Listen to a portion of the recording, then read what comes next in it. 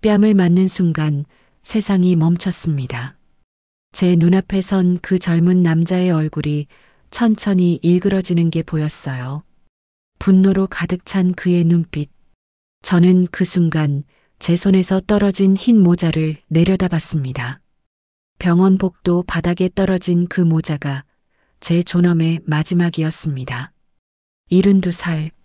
청소부로 일한 지 15년. 단 한 번도 이런 수모를 당한 적이 없었습니다. 그런데 오늘 이 순간 저는 사람 취급도 받지 못했습니다. 제 눈가에 눈물이 맺히기 시작했어요. 하지만 울 수 없었습니다. 이곳은 병원이었고 환자들이 지켜보고 있었으니까요. 이 할망구가 감히 누구한테. 그의 목소리가 복도에 메아리 쳤습니다. 저는 떨리는 손으로 바닥에 모자를 집어들었어요. 그때였습니다. 복도 끝에서 누군가 이쪽을 향해 걸어오고 있었습니다. 차분하지만 단호한 발걸음.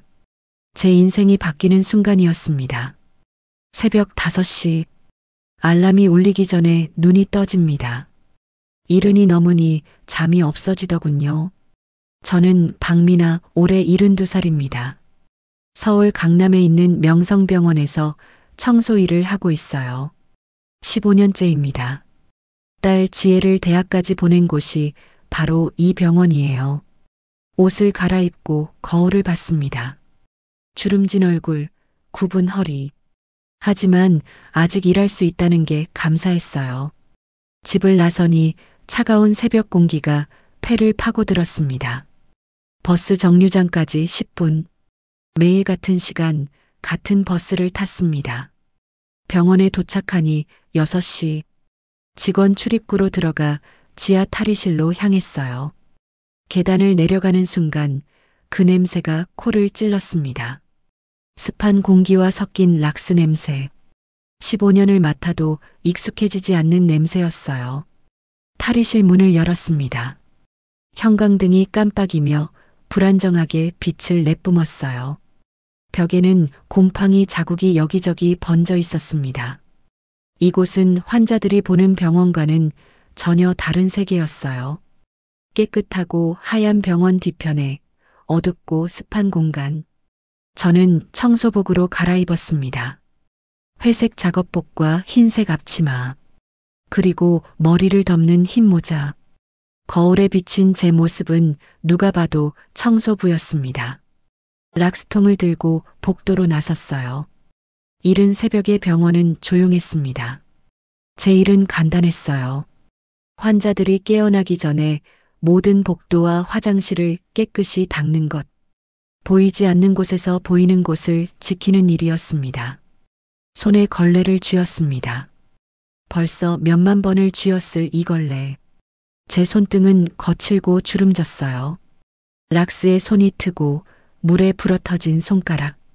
하지만 이 손으로 딸을 키웠습니다.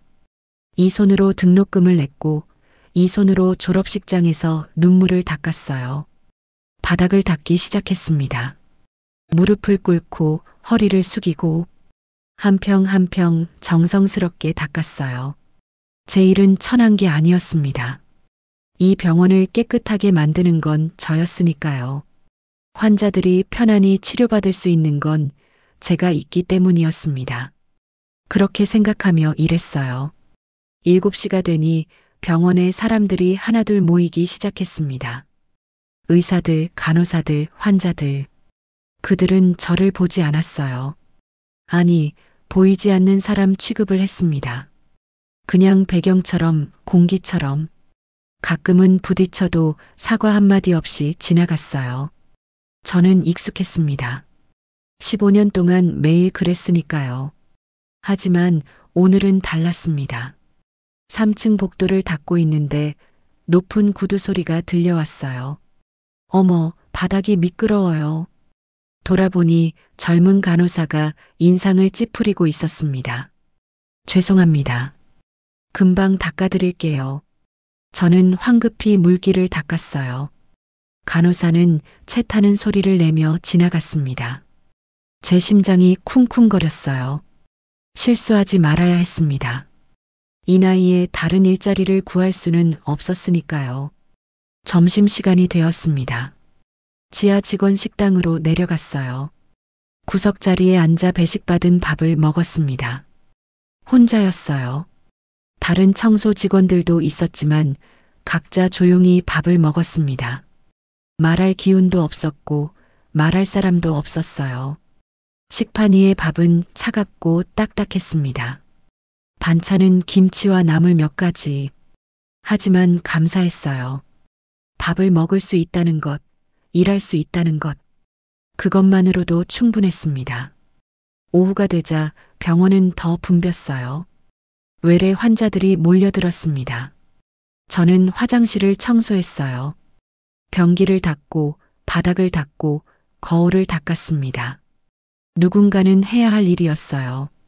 그 누군가가 저였을 뿐입니다. 오후 3시쯤이었을까요? 3층 VIP 병동 복도를 지나가는데 큰 소리가 들렸습니다. 당장 원장 불러와. 이게 뭐야? 남자의 고함이었어요. 저는 걸음을 멈췄습니다. VIP 병동은 평소에도 조용했는데 오늘은 뭔가 심상치 않았어요. 하지만 제 일이 아니었습니다. 저는 다시 걸레질을 시작했어요.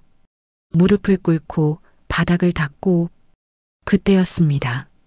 누군가 제 뒤에서 걸어오고 있었어요. 빠른 발걸음, 환한 발걸음. 제 등골이 서늘해졌습니다. 아! 등 뒤에서 날카로운 목소리가 쏟아졌습니다. 저는 놀라서 뒤를 돌아봤어요. 30대 초반쯤 되어 보이는 남자가 서 있었습니다. 비싼 정장에 명품 시계, 얼굴은 붉게 상기되어 있었어요. 당신이 여기 청소 담당이야? 남자가 저를 내려다봤습니다. 눈빛이 차갑고 공격적이었어요. 네, 그렇습니다. 저는 벌떡 일어나며 대답했습니다. 무릎이 삐걱거렸어요. 우리 아버지 병실 앞 화장실 봤어? 남자의 목소리가 높아졌습니다. 네, 아침에 청소했습니다. 청소를 했다고? 그게 청소야? 남자가 코웃음을 쳤어요. 변기에 물때가 그대로인데? 당신 눈 달린 거 맞아? 제 얼굴이 화끈거렸습니다. 주변에서 사람들이 쳐다보기 시작했어요. 죄송합니다. 제가 다시는 무슨, 당신 몇 살이야? 남자가 팔짱을 끼며 물었습니다. 72입니다. 72? 그러게 일을 제대로 못하지. 남자가 비웃었어요. 눈도 침침하고 기운도 없고 그러니까 일을 대충 하는 거 아냐? 제 가슴이 철렁 내려앉았습니다. 일을 대충 한 적이 없었어요. 15년 동안 단 한 번도요. 아닙니다. 제가 꼼꼼히 청소를. 꼼꼼히? 웃기고 있네. 남자가 손가락으로 저를 가리켰습니다.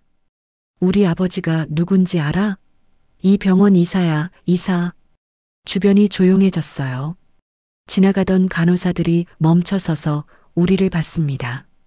그런 분 병실을 당신 같은 할망구한테 맡긴 게 병원 잘못이지. 할망구. 그 단어가 제 가슴에 박혔습니다. 욕설보다 더 아팠어요. 그가 제 나이를 조롱하던 그 웃음이 욕설보다 더 깊이 파고들었습니다. 죄송합니다. 제가 지금 바로 닥쳐. 사과는 나중에 하고. 남자가 소리쳤습니다. 당장 다시 청소하러 가. 그리고 제대로 안 하면 너 잘릴 줄 알아. 제 다리가 후들거렸어요. 잘린다는 말. 이 나이에 일자리를 잃는다는 것. 생각만 해도 아찔했습니다. 알겠습니다. 바로 가겠습니다. 저는 고개를 숙이고 청소 도구를 챙겼어요. 손이 떨렸습니다. 그리고 다음부턴 똑바로 해. 늙은이가 일도 제대로 못하면서. 남자의 목소리가 복도에 울렸습니다. 주변 사람들이 수군거렸어요. 저는 고개를 들 수가 없었습니다. 화장실로 향했습니다. VIP 병실 옆 화장실. 문을 열고 들어가니 정말로 변기에 약간의 물때가 있었어요.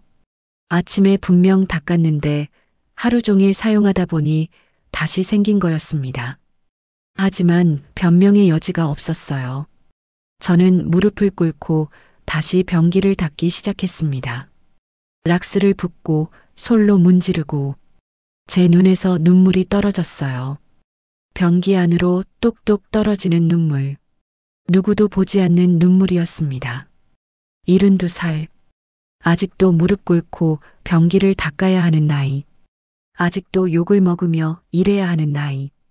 이게 제 인생이었습니다. 10분쯤 지났을까요? 화장실 문이 벌컥 열렸습니다. 그 남자였어요. 아직도 하고 있어? 이것도 못해? 남자가 인상을 찌푸렸습니다. 거의 다 됐습니다. 거의는 무슨, 빨리 안 끝내? 남자가 시계를 보며 혀를 찼어요. 저는 서둘러 마무리했습니다. 손이 떨려서 소를 놓칠 뻔했어요. 됐습니다. 확인해 봐야지. 남자가 변기 앞으로 다가왔습니다. 찬찬히 살펴보더니 코웃음을 쳤어요. 이 정도면 뭐, 그냥 그렇네. 칭찬이 아니었습니다. 그냥 그렇다는 말, 그게 더 모욕적이었어요. 앞으로 똑바로 해. 알았어? 네, 알겠습니다. 저는 청소 도구를 챙기려고 몸을 숙였습니다. 그때였어요. 남자가 갑자기 제 팔을 붙잡았습니다. 잠깐. 제 심장이 쿵 하고 내려앉았어요. 당신, 우리 아버지 병실 청소할 때 뭐 만진 거 없어? 네. 아닙니다. 청소만. 거짓말하지 마. 아버지 시계가 없어졌어. 남자의 목소리가 날카로워졌습니다. 제 머릿속이 하얘졌어요. 시계요? 저는 만진 적이 없었습니다. 저는 정말 만진 적 없습니다. 그래. 그럼 CCTV 확인해 볼까? 남자가 비웃었어요. 청소하면서 슬쩍 한 거 아니야? 늙은이들 손버릇 나쁜 거 나도 알아. 제 온몸에 소름이 돋았습니다. 도둑으로 몰리는 거였어요. 15년 동안 단 한 번도 그런 적 없는데요. 아닙니다. 저는 절대. 목소리 왜 높여? 뒷구멍 있으니까 그러는 거 아니야? 남자가 제 팔을 세게 움켜쥐었습니다. 아팠어요. 당장 보안실 가자. CCTV 확인하고. 저는 정말 안 했습니다. 제 목소리가 떨렸습니다. 눈물이 주르륵 흘러내렸어요. 울면 뭐해? 증거는 다 나와. 남자가 저를 끌고 가려고 했습니다. 저는 필사적으로 손을 뿌리쳤어요. 놓으세요. 이 할망구가 지금 그 순간이었습니다. 남자의 손이 허공을 가르며 날아왔어요. 딱 뺨을 세게 맞았습니다. 세상이 빙글빙글 돌았어요. 귀에서 웅웅거리는 소리가 났습니다. 뺨이 화끈거렸어요. 입안에서 피맛이 났습니다. 저는 비틀거리며 벽에 기댔어요. 제 손에서 흰 모자가 떨어졌습니다. 바닥으로 툭 떨어진 그 모자. 15년을 쓰고 다닌 모자였어요. 감히 손을 뿌리쳐? 이 할망구가. 남자의 목소리가 들렸습니다. 하지만 멀게 느껴졌어요. 제 귀는 여전히 웅웅거렸고 눈앞은 흐릿했습니다. 복도가 조용해졌어요. 아주 짧은 순간, 숨이 멎은 듯한 정적. 모두가 이 광경을 지켜보고 있었습니다. 간호사들, 환자들, 보호자들. 하지만 아무도 나서지 않았어요. 아무도 저를 도와주지 않았습니다. 저는 그저 청소부였으니까요. 맞아도 되는 사람, 무시해도 되는 사람. 당신 지금 뭐 한 거예요? 누군가의 목소리가 들렸습니다. 젊은 간호사였어요. 뭐긴 뭐야. 도둑질한 할망구 혼내주는 거지. 남자가 태연하게 대답했습니다. 그래도 때리시면 안 되죠. 닥쳐. 우리 아버지가 누군지 알아? 남자의 목소리가 차갑게 식었어요. 이 병원 이사라고. 내가 뭔데 참견이야? 간호사는 더 이상 말하지 못했습니다. 고개를 돌리고 자리를 떠났어요. 저는 바닥에 모자를 집어들었습니다. 떨리는 손으로요. 이봐요, 할머니. 남자가 다시 저를 불렀습니다. 보안실 가기 싫으면 사과해. 무릎 꿇고 제 심장이 멎는 것 같았어요. 무릎을 꿇고 사과하라고요. 하지도 않은 도둑질에 대해서요. 저는 하지 않았습니다. 뭐라고? 남자가 한 발짝 다가왔습니다. 저는 뒤로 물러섰어요. 벽에 등이 닿았습니다. 더 이상 물러날 곳이 없었어요. 마지막으로 묻는다. 사과할 거야, 말 거야? 남자의 눈빛이 위협적이었습니다. 저는 입술을 깨물었어요. 무릎을 꿇을 수 없었습니다. 하지도 않은 일에 대해서는요. 저는 안 했습니다. 제 목소리는 작았지만 확고했습니다. 이 고집불통 할망구가. 남자가 다시 손을 들어 올렸어요. 저는 눈을 질끈 감았습니다. 두 번째 뺨을 맞을 준비를 했어요. 하지만 아무 일도 일어나지 않았습니다. 조용했어요. 저는 천천히 눈을 떴습니다. 남자의 손목을 누군가 붙잡고 있었어요. 긴 손가락, 깔끔한 정장 소매. 손님, 환자나 보호자분이시죠? 차분하지만 단호한 목소리였습니다. 남자 목소리였어요. 저는 그 사람을 올려다봤습니다. 40대 중반쯤 되어 보이는 남자였어요. 깔끔한 양복에 검은 테 안경. 얼굴은 무표정했지만 눈빛은 날카로웠습니다. 누구세요? 왜 남의 일에 끼어들어?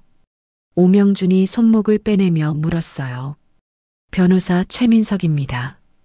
그 남자가 명함을 꺼냈습니다. 이 병원 법률 고문으로 일하고 있고요. 오명준의 얼굴이 굳었습니다. 변호사가 왜? 방금 전 상황을 다 봤습니다.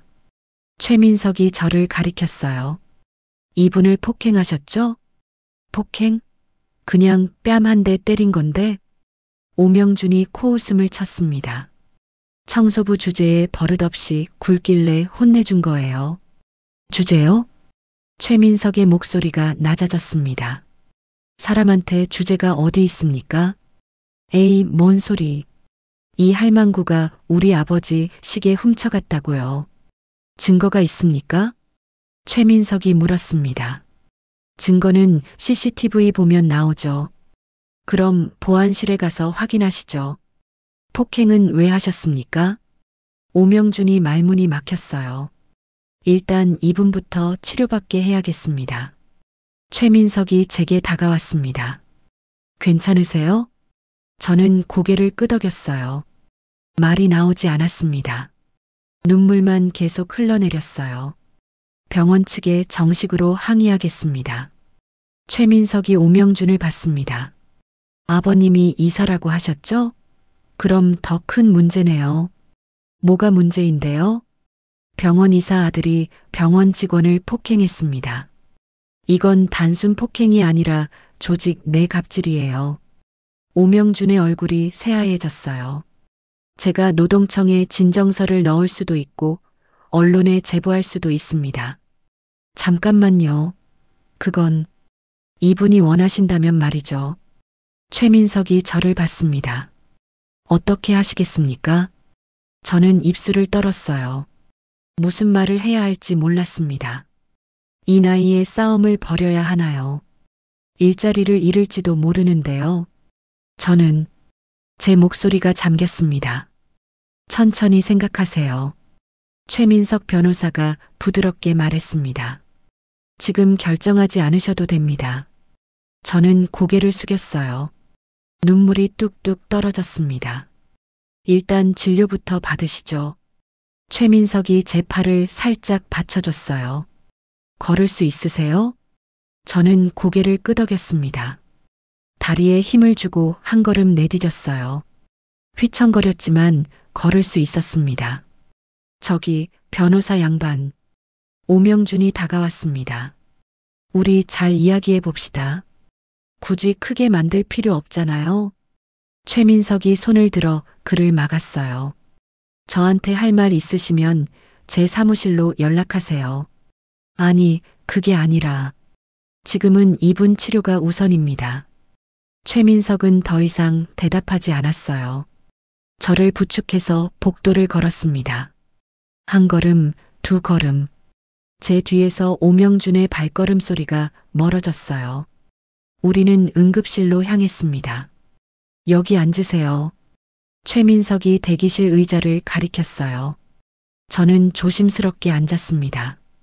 뺨이 아직도 화끈거렸어요. 잠시만 기다리세요. 의사 선생님 모셔올게요. 최민석이 안으로 들어갔습니다. 저는 혼자 남았어요. 응급실 대기실. 환자들과 보호자들이 여기저기 앉아 있었습니다. 그들의 시선이 느껴졌어요. 청소복을 입은 제 모습, 붓기 시작한 뺨. 저는 창피했습니다. 손으로 얼굴을 가렸어요. 얼마나 지났을까요? 최민석이 의사와 함께 나왔습니다. 박민아 씨? 의사가 저를 불렀어요. 네. 저는 벌떡 일어났습니다. 진료실로 오세요. 의사를 따라 안으로 들어갔어요. 작은 진료실이었습니다. 제시도 신계속 여기 앉으세요. 의사가 의자를 가리켰습니다. 저는 앉았어요. 어디 다치셨어요? 뺨을 맞았습니다. 말하는 게 부끄러웠어요. 72살에 뺨을 맞았다니요. 의사가 제 얼굴을 살펴봤습니다. 부드럽게 뺨을 만졌어요. 아프세요?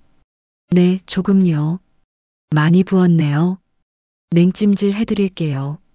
의사가 간호사를 불렀습니다. 얼음 주머니를 가져왔어요. 차가운 느낌이 뺨에 닿았습니다. 시원했어요. 다른 데는 안 다치셨어요? 괜찮습니다. 손목 좀 볼게요. 의사가 제 손목을 잡았습니다. 멍이 들어 있었어요. 오명준이 세게 잡았던 자리였습니다. 여기도 멍들었네요. 별것 아닙니다. 아니에요. 다 기록해야 해요. 의사가 차트에 뭔가를 적었습니다. 진단서 필요하시면 떼드릴게요. 진단서요? 네. 폭행 사건이면 필요할 거예요. 저는 대답하지 못했습니다. 진단서를 뗀다는 건 싸우겠다는 거였으니까요. 천천히 생각하세요. 의사가 미소 지었어요. 일단 오늘은 이렇게 처치하고 이틀 후에 다시 오세요.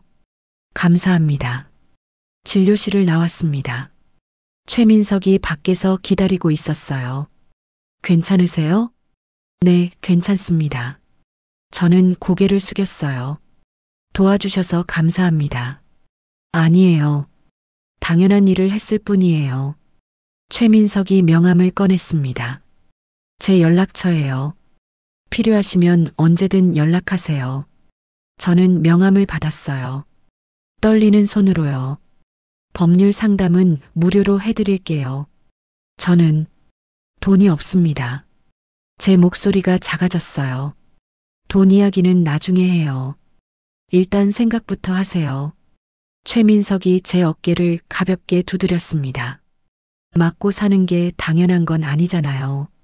그 말이 제 가슴을 쿡 찔렀어요. 맞고 사는 게 당연한 건 아니라니. 하지만 저는 15년 동안 그렇게 살았습니다. 욕먹고 무시당하고 투명인간처럼요. 생각해 보세요. 전화 기다릴게요. 최민석이 떠났습니다. 저는 명함을 들여다봤어요. 법무법인 정의. 변호사 최민석. 글씨가 흐릿하게 보였습니다. 눈물 때문이었어요. 저는 주머니에 명함을 넣었습니다. 그리고 다시 청소 도구를 들었어요. 일을 해야 했습니다. 월급을 받아야 했고 딸에게 보낼 용돈도 있었으니까요. 복도로 돌아갔습니다. 사람들의 시선이 따가웠어요. 모두가 아까 그 일을 알고 있었습니다. 저는 고개를 숙이고 걸었어요. 청소를 시작했습니다. 바닥을 닦고 쓰레기를 모으고. 하지만 집중이 안 됐어요. 머릿속이 복잡했습니다. 진단서를 뗄까요? 싸워야 할까요? 하지만 싸우면 어떻게 될까요? 일자리를 잃을 수도 있었어요. 병원에서 찍힐 수도 있었습니다. 그럼 딸에게 짐이 될 텐데요. 오후 5시 퇴근 시간이었습니다. 저는 탈의실로 내려갔어요. 옷을 갈아입으며 거울을 봤습니다. 뺨이 퉁퉁 부어 있었어요. 멍이 들기 시작했습니다. 보랏빛 멍. 15년 일하면서 처음 생긴 멍이었어요. 집으로 가는 길. 버스에 앉았습니다. 창밖을 봤어요. 석양이 지고 있었습니다. 붉은 하늘. 저는 휴대폰을 꺼냈습니다. 딸 지혜에게 전화를 걸까 하다가 멈췄어요. 걱정시키고 싶지 않았습니다. 집에 도착했습니다. 작은 원룸이었어요. 10평도 안 되는 공간. 하지만 제게는 전부였습니다. 현관문을 열고 들어갔어요. 텅 빈 집. 저는 신발을 벗고 바닥에 주저앉았습니다. 그제야 눈물이 쏟아졌어요. 참았던 눈물이 한꺼번에 터져 나왔습니다. 으흑, 으흑. 소리내어 울었어요. 아무도 없는 집에서요. 뺨이 아팠지만 마음이 더 아팠습니다. 72살. 이 나이에도 이렇게 살아야 하나요? 존중받지 못하고 사람 취급도 못 받고. 한참을 울고 나니 조금 나아졌어요. 저는 일어나서 세면대로 갔습니다. 얼굴을 씻었어요. 차가운 물이 얼굴을 타고 흘렀습니다. 거울 속 제 모습. 나이 든 얼굴, 부은 뺨, 지친 눈빛. 하지만 아직 포기할 수 없었어요. 저는 주머니에서 명함을 꺼냈습니다. 최민석 변호사. 한참을 명함을 들여다봤어요. 전화를 걸어야 할까요? 손가락이 휴대폰 위에서 멈췄습니다. 그때였습니다. 휴대폰이 울렸어요. 딸 지혜였습니다. 저는 숨을 고르고 전화를 받았어요. 여보세요, 지혜야. 엄마, 밥 먹었어요? 딸의 목소리가 따뜻했습니다. 응, 먹었어. 거짓말이었어요. 아직 아무것도 먹지 못했습니다. 엄마 목소리가 이상한데? 감기 걸렸어요? 아니야, 괜찮아. 저는 웃으려고 애썼어요. 엄마, 이번 주말에 갈게요. 맛있는 거 사들고요. 그래, 그래. 조심히 와. 엄마, 사랑해요. 나도. 사랑해. 전화가 끊겼습니다. 저는 휴대폰을 내려다봤어요. 딸을 위해서라도 포기할 수 없었습니다. 저는 명함을 다시 봤습니다. 그리고 결심했어요. 싸우기로요. 다음 날 아침, 저는 평소보다 일찍 일어났습니다. 잠을 설쳤어요. 밤새 생각했습니다. 최민석 변호사에게 전화를 걸어야 할지요. 아침 6시. 너무 이른 시간이었지만 저는 전화를 걸었어요. 여보세요? 최민석의 목소리가 또렷했습니다. 저, 어제 병원에서 뵌 박미나입니다. 아, 박미나 씨. 안녕하세요. 너무 이른 시간에 죄송합니다. 아니에요. 괜찮아요. 최민석의 목소리는 친절했습니다. 어떻게 하기로 결정하셨어요? 저는 숨을 깊이 들이마셨어요. 싸우고 싶습니다. 좋은 결정이에요. 최민석이 대답했습니다. 오늘 오전에 제 사무실로 오실 수 있으세요? 네, 갈 수 있습니다. 그럼 10시에 뵙죠. 주소 문자로 보내드릴게요. 감사합니다. 전화를 끊었습니다. 제 손이 떨렸어요. 하지만 후회는 없었습니다. 병원에 출근했습니다. 사람들의 시선이 느껴졌어요. 어제 일이 소문났나 봅니다. 동료 청소부 김순자 씨가 다가왔어요. 미나 씨, 괜찮아요? 네, 괜찮습니다. 뺨이 많이 부었네요. 병원은 갔어요? 네, 다녀왔습니다. 김순자 씨가 한숨을 쉬었어요. 참 세상이, 나이 든 사람을 저렇게 대하다니. 괜찮아요. 저는 웃으려고 했습니다. 미나 씨, 조심해요. 그 사람 아버지가 이사잖아요. 알고 있습니다. 혹시 싸우려고요? 김순자 씨가 걱정스럽게 물었어요.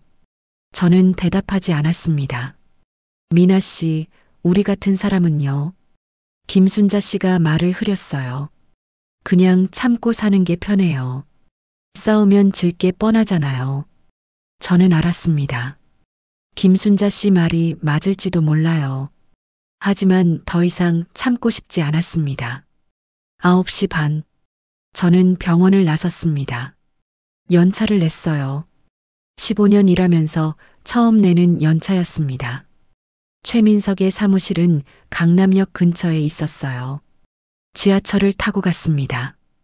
빌딩 10층, 법무법인 정의. 문을 열고 들어갔습니다. 깔끔한 사무실이었어요. 책꽂이에 빼곡한 법률 서적들, 책상 위에 노트북과 서류들. 어서 오세요. 최민석이 일어나서 저를 맞았습니다. 여기 앉으세요. 저는 소파에 앉았어요. 긴장됐습니다. 커피 드릴까요? 아니요, 괜찮습니다. 최민석이 마주 앉았습니다. 어제 잘 주무셨어요? 별로요. 솔직하게 대답했습니다. 당연하죠. 많이 놀라셨을 테니까요. 최민석이 서류를 꺼냈어요.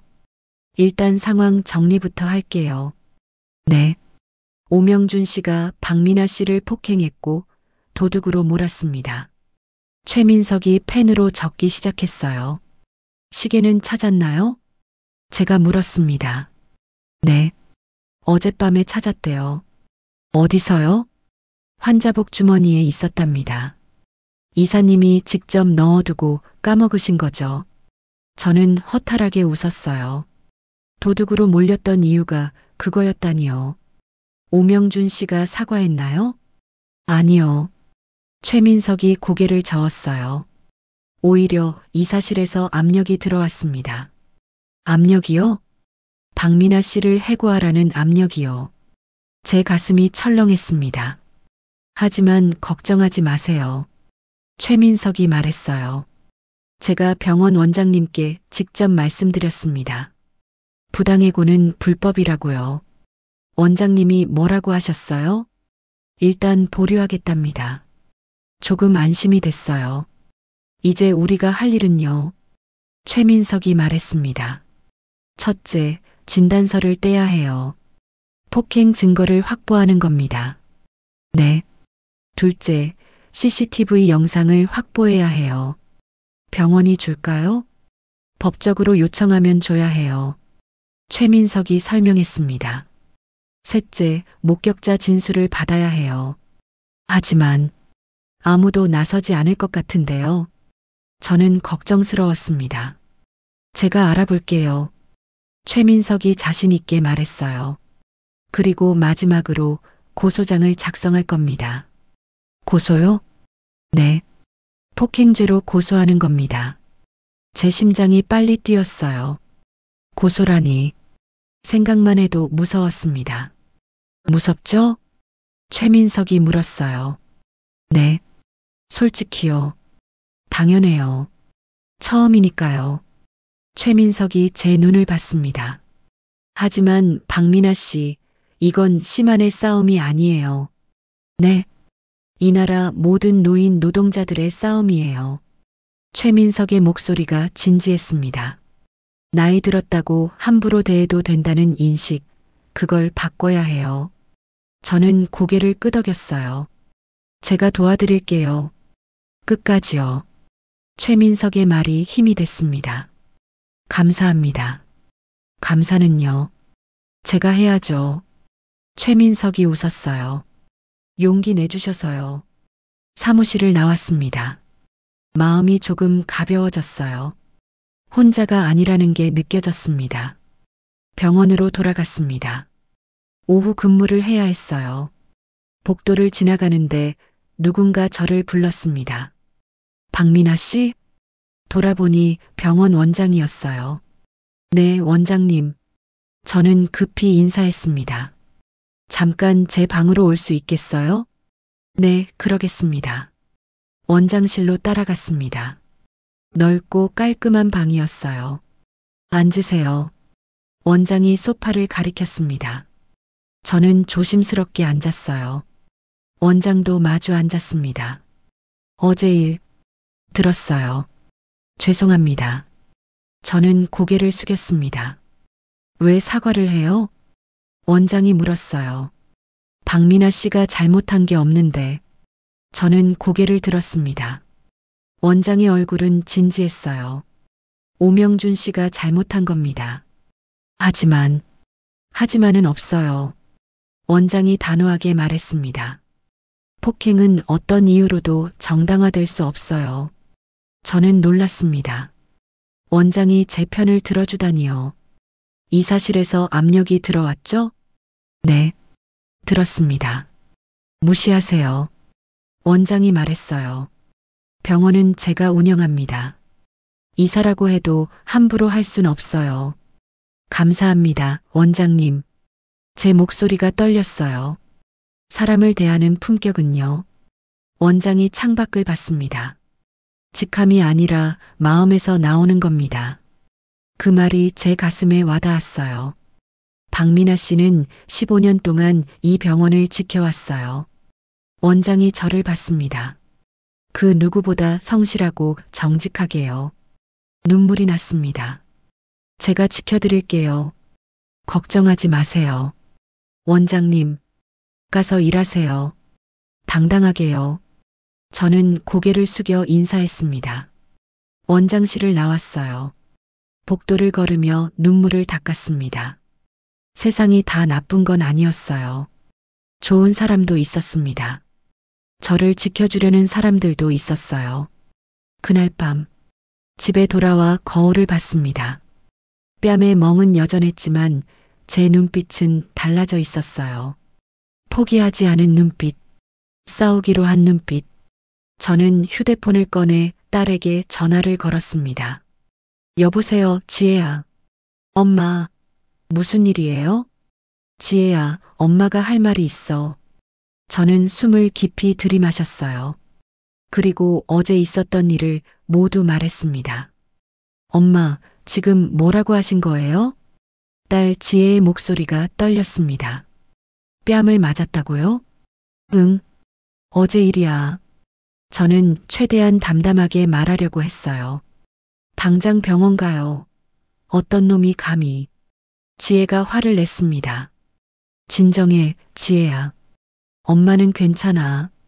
괜찮긴 뭐가 괜찮아요. 일은 넘은 사람을 때리다니. 딸의 목소리에서 눈물이 느껴졌어요. 지혜야, 울지 마. 엄마, 왜 이제야 말씀하세요? 걱정시키고 싶지 않았어. 저는 한숨을 쉬었습니다. 그런데 말이야, 지혜야. 네, 엄마. 엄마가 싸우기로 했어. 싸운다고요? 응. 변호사님도 만났고 원장님도 도와주신대. 전화기 너머로 딸이 숨쉬는 소리가 들렸어요. 엄마, 괜찮을까요? 모르겠어. 하지만 해봐야 할 것 같아. 제가 도와드릴게요. 지혜가 말했습니다. 당장 내일 병원 갈게요. 아니야, 지혜야. 넌 일해야지. 엄마가 더 중요해요. 딸의 말에 눈물이 났습니다. 고맙다, 지혜야. 엄마 사랑해요. 꼭 이기실 거예요. 전화를 끊고 나니 힘이 났어요. 딸이 믿어주니까요. 일주일이 지났습니다. 최민석 변호사가 고소장을 제출했어요. 오명준을 폭행죄로 고소했습니다. 병원에서는 난리가 났어요. 이사실에서 계속 압력을 넣었지만 원장은 굴하지 않았습니다. 오히려 오명준에게 사과를 요구했어요. CCTV 영상도 확보했습니다. 복도에서 제가 뺨을 맞는 장면이 선명하게 찍혀 있었어요. 증거는 확실했습니다. 목격자 진술도 받았어요. 그날 복도에 있던 간호사 2명이 용기를 냈습니다. 저희가 다 봤어요. 젊은 간호사가 말했어요. 박미나 씨는 잘못이 없었어요. 감사합니다. 저는 그들에게 고개를 숙였습니다. 아니에요. 당연한 일을 한 거예요. 한 달이 지났습니다. 경찰 조사가 시작됐어요. 저는 경찰서에 갔습니다. 최민석 변호사가 함께였어요. 긴장하지 마세요. 최민석이 말했습니다. 사실대로만 말씀하시면 돼요. 경찰관이 질문을 시작했어요. 어떻게 폭행을 당하셨나요? 저는 차근차근 설명했습니다. 화장실 청소, 시계 분실, 도둑 누명, 그리고 폭행. 모든 걸 있는 그대로 말했어요. 증거는 충분합니다. 경찰관이 말했습니다. 오명준 씨를 조사하겠습니다. 며칠 후 오명준이 경찰 조사를 받았대요. 하지만 잘못을 인정하지 않았습니다. 그냥 가볍게 뺨친 거예요. 도둑으로 오해해서 그런 거고요. 변명뿐이었어요. 최민석이 전화했습니다. 박민아 씨, 재판 가야 할 것 같아요. 재판이요? 네. 오명준 씨가 합의를 거부했어요. 제 손이 떨렸습니다. 재판이라니요. 무섭죠? 네. 정말이요. 걱정 마세요. 제가 있잖아요. 최민석의 목소리가 든든했습니다. 2달이 지났습니다. 재판날이 다가왔어요. 딸 지혜가 휴가를 내고 왔습니다. 엄마, 같이 가요. 지혜야, 혼자 가시게 둘 순 없어요. 딸이 제 손을 잡았어요. 따뜻했습니다. 법원에 도착했습니다. 큰 건물이었어요. 저는 이런 곳에 와본 적이 없었습니다. 법정으로 들어갔어요. 판사가 앉은 높은 자리, 검사와 변호사들이 앉은 책상들, 방청석에는 사람들이 앉아 있었습니다. 오명준도 와 있었어요. 그의 옆에는 변호사가 3명이나 있었습니다. 저는 최민석 옆에 앉았습니다. 긴장 풀으세요. 최민석이 속삭였어요. 재판이 시작됐습니다. 판사가 사건을 소개했어요. 피고인 오명준은 피해자 박민아를 폭행한 혐의로 기소되었습니다. 피고인, 혐의를 인정합니까? 아니요, 인정하지 않습니다. 오명준이 대답했습니다. 그의 변호사가 일어났어요. 판사님, 이 사건은 단순한 실수였습니다. 피고인은 아버지의 시계가 분실되어 급한 마음에 과실을 했을 뿐입니다. 폭행의 의도는 없었습니다. 저는 화가 났습니다. 의도가 없었다고요. 분명히 저를 때렸는데요. 최민석이 일어났습니다. 판사님, 증거를 제시하겠습니다. CCTV 영상이 법정 화면에 나왔어요. 복도에서 오명준이 저를 향해 손을 휘두르는 장면, 제가 벽에 부딪히는 장면, 모두 선명하게 보였습니다. 이것이 의도가 없는 행동입니까? 최민석이 물었어요. 피고인은 피해자를 향해 명확히 폭력을 행사했습니다. 그리고 도둑으로 몰아 명예를 훼손했습니다. 증인 신문이 시작됐어요. 간호사 2명이 증인석에 섰습니다. 그날 무엇을 봤습니까? 제시도 신계속 검사가 물었습니다. 오명준 씨가 박민아 씨의 뺨을 때리는 걸 봤습니다. 첫 번째 간호사가 대답했어요. 3개 때렸습니다. 박민아 씨가 비틀거렸어요. 그 전에 무슨 일이 있었습니까?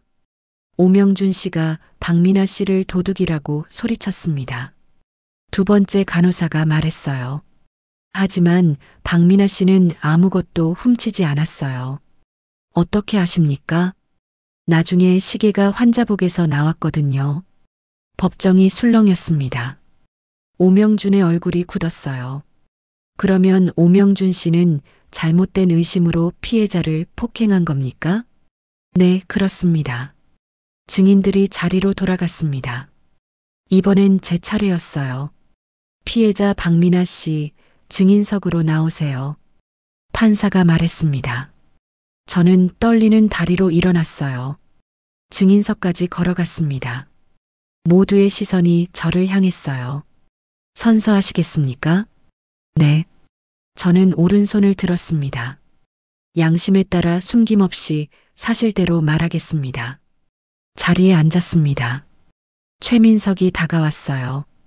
박민아 씨, 그날 무슨 일이 있었는지 말씀해 주세요. 저는 천천히 말하기 시작했습니다. 저는 그날 화장실 청소를 했습니다. 오명준 씨가 청소 상태에 불만을 가지고 저를 불렀어요. 처음엔 그냥 화를 내는 줄 알았습니다. 제 목소리가 떨렸어요. 하지만 갑자기 시계 이야기를 꺼냈어요. 제가 훔쳤다고 했습니다. 저는 하지 않았다고 말했어요. 정말로 하지 않았습니다. 눈물이 났습니다. 하지만 믿어주지 않았어요. 도둑이라고 할망구라고 욕했습니다. 그리고 말을 잇지 못했어요. 그리고 어떻게 됐습니까? 최민석이 부드럽게 물었습니다. 뺨을 맞았습니다. 저는 손으로 뺨을 만졌어요. 아팠습니다. 많이요. 하지만 더 아팠던 건 제 목소리가 잠겼습니다. 더 아팠던 건 뭡니까? 제 존엄이 짓밟힌 거였습니다. 법정이 조용해졌어요. 72살입니다. 15년을 일했습니다. 단 한 번도 도둑질한 적 없습니다. 성실하게, 정직하게 살았어요. 그런데 그날, 저는 사람 취급도 못 받았습니다. 제 눈에서 눈물이 흘렀습니다. 나이가 많다고, 청소부라고, 함부로 대해도 되는 사람이라고 생각한 거예요. 하지만 저도 사람입니다. 제 목소리가 커졌어요. 저도 존중받을 권리가 있습니다. 법정에 제 목소리가 울렸습니다. 방청석에서 누군가 눈물을 닦았어요. 딸 지혜였습니다. 더 이상 질문 없습니다. 최민석이 말했습니다. 오명준의 변호사가 일어났어요. 박민아 씨, 청소를 제대로 하지 않은 건 사실 아닙니까? 그날 화장실에 물때가 있었잖아요. 제 가슴이 철렁했습니다. 아침에 청소했습니다. 하지만 하루 종일 쓰다 보면 그럼 제대로 못한 거네요? 아닙니다. 제가 피고인이 화낼 만했던 거 아닙니까? 변호사의 목소리가 날카로웠어요. 화를 낼 수는 있습니다. 제가 대답했습니다. 하지만 때릴 권리는 없습니다. 방청석에서 박수 소리가 났어요. 판사가 망치를 두드렸습니다.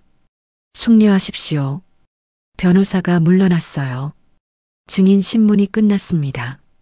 최종 변론 시간이었어요. 오명준의 변호사가 먼저 말했습니다. 피고인은 급한 상황에서 실수를 했을 뿐입니다. 폭행의 의도는 없었습니다. 가정에 충실한 가장이고 사회에 기여하는 사업가입니다. 선처를 부탁드립니다. 최민석이 일어났습니다. 판사님, 이 사건은 단순한 폭행 사건이 아닙니다. 노인 차별과 직장 내 갑질이 결합된 심각한 범죄입니다. 피고인은 피해자의 나이와 직업을 이유로 함부로 대했습니다. 이것은 명백한 인권 침해입니다. 최민석의 목소리가 법정에 울렸어요. 대한민국 헌법은 모든 국민의 존엄과 가치를 보장합니다. 나이가 많다고 직업이 천하다고 해서 예외는 없습니다. 박민아 씨는 15년 동안 성실히 일했습니다. 그런 분을 폭행하고 도둑으로 몰았습니다. 이에 대한 엄중한 처벌을 요청합니다. 재판이 끝났습니다. 판결은 2주 후였어요. 법정을 나오는데 오명준이 저를 봤습니다. 눈빛이 차갑고 원망스러웠어요. 하지만 저는 고개를 돌리지 않았습니다. 딸 지혜가 제 손을 잡았어요. 엄마, 잘하셨어요. 그래, 잘한 걸까? 네, 엄마가 최고예요. 최민석이 다가왔습니다. 좋은 결과 있을 거예요. 믿어도 될까요? 네, 믿으세요. 2주가 지났습니다. 판결일이었어요. 다시 법정에 섰습니다. 판사가 들어왔어요. 판결을 선고하겠습니다.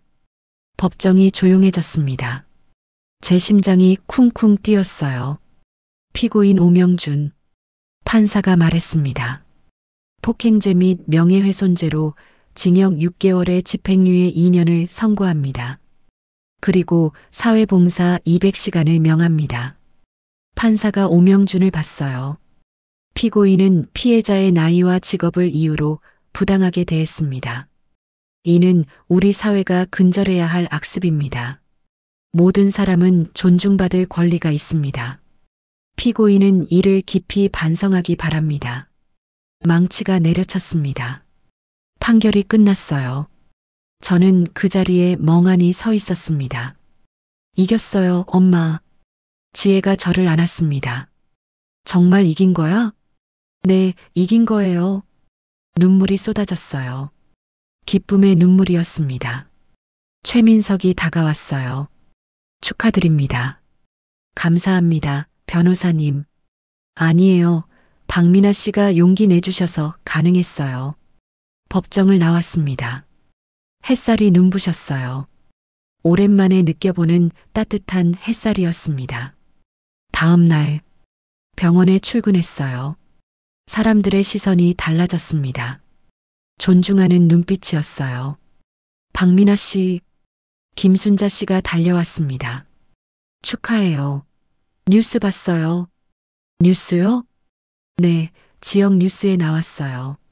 72 노인이 갑질에 맞서 싸워 이겼다고요. 놀랐습니다. 제 이야기가 뉴스에 나왔다니요. 미나 씨 덕분에 우리도 힘이 나요. 김순자 씨가 제 손을 잡았어요. 우리도 함부로 당하지 않아도 된다는 걸 알았어요. 복도를 지나가는데 원장이 보였습니다. 박민아 씨, 원장이 저를 불렀어요. 네, 원장님. 수고 많았어요. 원장이 미소 지었습니다. 당당하게 싸워서 이기셨네요. 원장님 덕분입니다. 아니에요.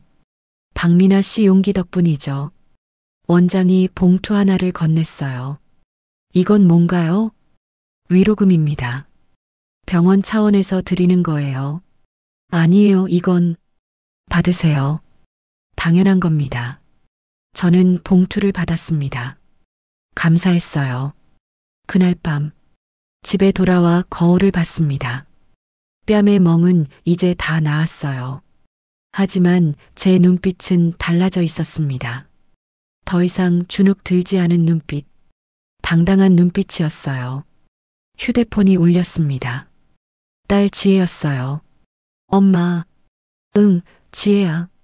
엄마, 제가 주말에 갈게요. 맛있는 거 많이 사갈게요. 그래, 그래. 저는 웃었습니다. 엄마, 정말 자랑스러워요. 뭐가? 엄마가 포기하지 않으신 거요. 딸의 목소리가 떨렸어요. 그리고 제게 보여주신 거요. 뭘 보여줬는데? 어떤 상황에서도 존엄을 지킬 수 있다는 걸요. 제 눈에서 눈물이 흘렀습니다. 하지만 슬픈 눈물이 아니었어요. 엄마 사랑해요. 나도 사랑해, 지혜야.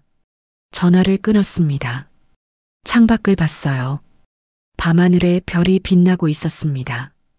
저는 제 손을 내려다봤습니다. 락스의 거칠어진 손, 주름지고 늙은 손. 하지만 이 손으로 저는 싸웠습니다. 제 존엄을 지켰어요. 그날 밤 제 손에 남은 건 락스 냄새가 아니었습니다. 딸의 웃음이었고 제 자존심이었고 다시 찾은 존엄이었습니다. 72살. 늦은 나이가 아니었어요. 다시 시작할 수 있는 나이였습니다. 저는 침대에 누웠습니다. 오랜만에 편안한 잠이 올 것 같았어요. 눈을 감았습니다. 내일 아침에도 저는 병원에 갈 겁니다. 청소복을 입고 흰 모자를 쓰고. 하지만 이제는 달라요. 고개를 숙이지 않을 겁니다. 당당하게 걸을 거예요. 왜냐하면 저는 알았으니까요. 나이가 많다고, 직업이 천하다고, 함부로 대해도 되는 사람은 없다는 것을요. 모든 사람은 존중받을 자격이 있다는 것을요. 그것이 제가 배운 겁니다. 72살의 말이에요. 늦지 않았습니다. 결코요. 저는 미소 지으며 잠들었습니다. 내일이 기대됐어요. 당당한 제 모습이 기대됐습니다. 그리고 꿈꿨어요. 제가 걷는 꿈을요. 고개를 들고 환하게 웃으며 햇살 가득한 길을 걷는 꿈이었습니다.